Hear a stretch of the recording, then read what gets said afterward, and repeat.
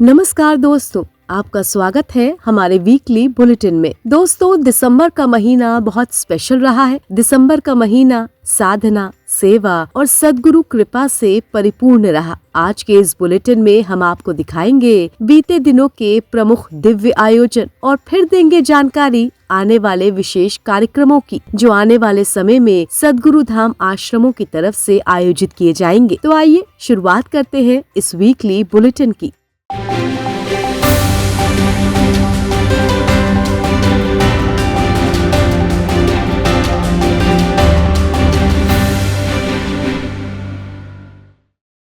दिसंबर के तीसरे सप्ताह में आज के समय के सद्गुरु स्वामी कृष्णानंद जी महाराज का मुंबई की पावन धरती पर दिव्य आगमन हुआ। मुंबई एयरपोर्ट पर आचार्य जनेश्वर स्वामी जी द्वारा फूल मालाओं से पूज्य गुरुदेव का स्वागत किया गया। इस अवसर पर बड़ी संख्या में साधक उपस्थित रहे और वातावरण भक्ति से सराबोर दिखाई दिया। 18 दिसंबर को सद्गुरु धाम आश्रम मुंबई में कुछ खास नज़ारे देखने को मिले। ये खास पल था गुरुकुल के बच्चों द्वारा गुरुदेव के सम्मुख सांस्कृतिक कार्यक्रमों का आयोजन, जहां पर छोटे छोटे बच्चे सद्गुरु के सामने सांस्कृतिक कार्यक्रम प्रस्तुत करते नजर आए। इस दौरान बच्चे भी बेहद उत्साहित दिखे और उनमें एक अलग ही तरह की चमक नजर आई। मुंबई की धराधाम पर एक बार फिर से सद्गुरु स्वामी कृष्णानंद जी महाराज का भव्य स्वागत किया गया। ये स्वागत डॉक्टर अश्विनी कुमार गुप्ता द्वारा उनके कार्यालय में किया गया, जहां आचार्य कुणाल स्वामी जी भी उपस्थित रहे। गुरुदेव को फूल मालाएं अर्पित की गयी, आरती हुई और सभी उपस्थित जनों ने उनका आशीर्वाद प्राप्त किया। इसके पश्चात डॉक्टर अश्विनी कुमार गुप्ता के निवास पर भी पूज्य गुरुदेव का श्रद्धा पूर्वक स्वागत किया गया। ये दृश्य भक्ति और श्रद्धा की अनुपम झलक प्रस्तुत कर रहा था। चलिए अब बात करते हैं 21 तारीख को आयोजित हुए उन खास कार्यक्रमों की जो विश्व ध्यान दिवस के मौके पर आयोजित किए गए। सबसे पहले बात करते हैं मुंबई की। विश्व ध्यान दिवस के अवसर पर मुंबई के GD सोनामी रोड झूलेलाल मंदिर हॉल में सद्गुरु के सानिध्य में शिव कीर्तन, ओम साधना और ध्यान कार्यक्रम आयोजित हुआ। भारी संख्या में साधकों ने भाग लिया और सभी के चेहरे पर आध्यात्मिक ऊर्जा स्पष्ट दिखाई दी। मुंबई के साथ साथ बक्सर में भी विश्व ध्यान दिवस के अवसर पर विशेष साधना कार्यक्रम आयोजित किए गए, जहां लोग साधना और भक्ति में लीन दिखे।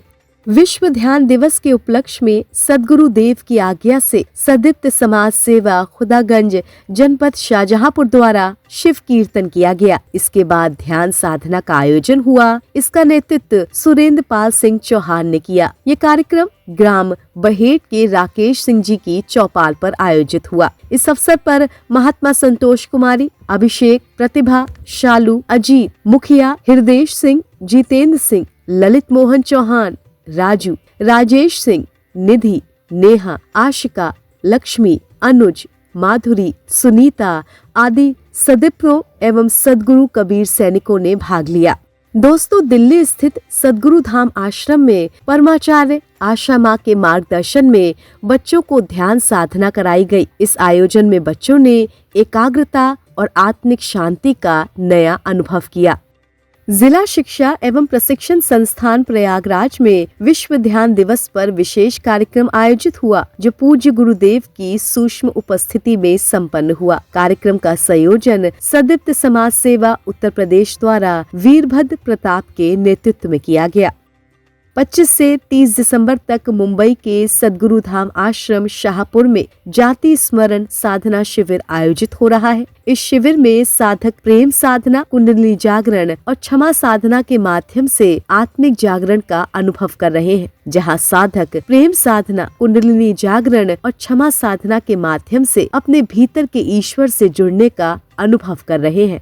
दोस्तों, अब बात करते हैं आने वाले महत्वपूर्ण कार्यक्रमों की। दोस्तों, आज के समय के सद्गुरु स्वामी कृष्णानंद जी महाराज का आगमन प्रयागराज की धराधाम पर होने जा रहा है, जहां वो 17 जनवरी 2026 से 24 जनवरी 2026 तक प्रयागराज माघ मेला में रहेंगे। इस दौरान गुरुदेव का आशीर्वचन यज्ञ एवं ब्रह्म दीक्षा का आयोजन किया जाएगा। विशेष रूप से 23 जनवरी 2026 को ब्रह्म दीक्षा एवं महायज्ञ संपन्न होगा।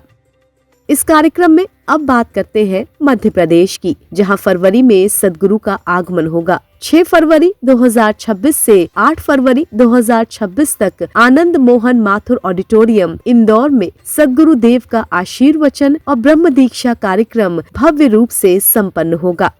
तो ये थी हमारी इस हफ्ते की वीकली रिपोर्ट। इस तरह हम आपके लिए लाते रहेंगे और भी वीकली अपडेट्स, लेकिन चलते चलते आप सभी के लिए एक जरूरी सूचना। दरअसल स्वामी कृष्णानंद जी महाराज के सानिध्य में चल रहे सद्गुरु धाम आश्रम आप सभी के सहयोग से चलाए जाते हैं। इसीलिए जो लोग सदृप समाज सेवा संस्थान में अपना योगदान देना चाहते हैं, वो स्क्रीन पर दिए गए QR कोड को स्कैन कर समाज हित के कार्यों में सहभागी बन सकते हैं।